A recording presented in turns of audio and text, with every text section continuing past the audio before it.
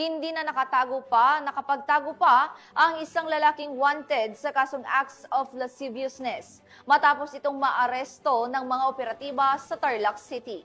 Magbabalita dyan si Patrolwoman Janice Bulahaw.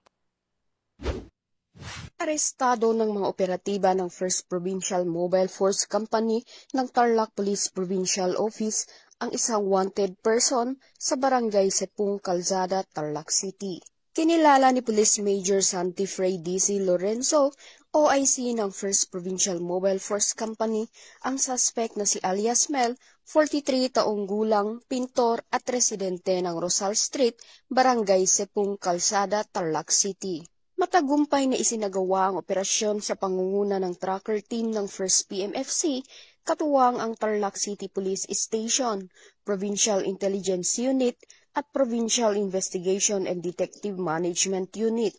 Inaresto ang suspect sa bisa ng warrant of arrest para sa kasong acts of lasciviousness sa ilalim ng Article 336 ng Revised Penal Code kaugnay ng Section 5 ng Republic Act 7610 o Anti-Child Abuse Law sa ilalim ng Criminal Case No. 7262-201 na walang piyansang inirerekomenda.